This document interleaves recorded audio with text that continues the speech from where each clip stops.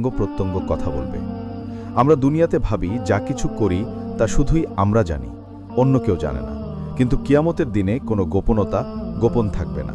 মানুষের হাত, পা, চোখ, কান, জিহ্বা, এমনকি চামড়াও কথা বলবে এবং তার বিরুদ্ধে সাক্ষ্য দেবে। এই দিনের বিবরণ কুরআন ও হাদিসে বারবার উল্লেখ করা হয়েছে, যাতে মানুষ সচেতন হয় এবং আল্লাহর কাছে ফিরে আসে। কুরআনে আল্লাহ বলেন, সেদিন তাদের জিহ্বা, হাত ও পা তাদের কর্মের সাক্ষ্য দেবে। আবার আরেক জায়গায় বলা হয়েছে, মানুষের চামড়া কথা বলবে, আর যখন তারা তাদের চামড়াকে বলবে, কেন কথা বললে, তখন চামড়া উত্তর দেবে, আমাদেরকে কথা বলিয়েছেন সেই আল্লাহ, যিনি সবকিছুকে কথা বলার ক্ষমতা দিয়েছেন। এই দৃশ্য কল্পনা করলেই শরীর শিহরিত হয়ে ওঠে। দুনিয়াতে আমরা নিজের অঙ্গ প্রত্যঙ্গকে নিজের ইচ্ছামতো ব্যবহার করি, কখনো ভালো কাজে, কখনো খারাপে। কেউ মনে করে চোখ দিয়ে যা দেখি শুধু আমরা জানি, হাত দিয়ে যা করি শুধু আমরা জানি, জিহ্বা দিয়ে যা বলি তা খুব সহজেই ভুলে যায়। কিন্তু কিয়ামতের দিনে এই অঙ্গগুলো আর আমাদের নিয়ন্ত্রণে থাকবে না। সেদিন আল্লাহ এগুলোকে এমনভাবে শক্তি দেবেন যে প্রতিটি অঙ্গ নিখুঁতভাবে বলে দেবে আমরা কি করেছিলাম। কোনো অজুহাত, কোনো অস্বীকার, কোনো মিথ্যা সেদিন গ্রহণযোগ্য হবে না।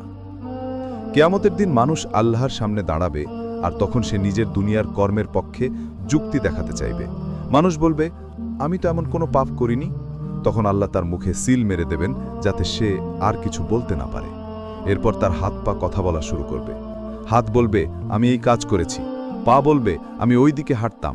চোখ বলবে, আমি হারাম দৃশ্য দেখেছি। কান বলবে, আমি গীবত শুনেছি। জিহ্বা বলবে, আমি মিথ্যা বলেছি। এমনকি চামড়াও সাক্ষ্য দেবে মানুষের পদচিহ্নের উপর ভিত্তি করে। এই সত্যতা অস্বীকার করার কোনো সুযোগই থাকবে না। সেদিন হবে ন্যায় বিচারের দিন, যেখানে প্রতিটি কথা, প্রতিটি কাজ, প্রতিটি আচরণ স্পষ্টভাবে প্রকাশ পাবে। কোরআনে আরও বলা হয়েছে যে সেদিন মানুষ বিস্মিত হয়ে বলবে, এ কি, এই অঙ্গগুলো কিভাবে কথায় রূপ নিতে পারে? তখন অঙ্গ প্রত্যঙ্গের উত্তর হবে, আল্লাহ আমাদেরকে সেই ক্ষমতা দিয়েছেন, যিনি সমস্ত জিনিসকে বলার ক্ষমতা দিতে পারেন। আল্লাহর পক্ষ থেকে সবকিছুই সহজ। দুনিয়াতে তিনি আমাদেরকে স্বাধীনতা দিয়ে পরীক্ষা করেছেন, কিন্তু কিয়ামতের দিন আর কোনো স্বাধীনতা থাকবে না। সেদিন শুধু সত্য কথা প্রকাশ পাবে। এই ঘটনার মাধ্যমে আল্লাহ সবাইকে জানিয়ে দেবেন যে মানুষ যা করেছে তা কোনোদিনই হারিয়ে যায় না। প্রতিটি কাজ মাহফেজে কিরামিন কাতিবিন ফেরেশতারা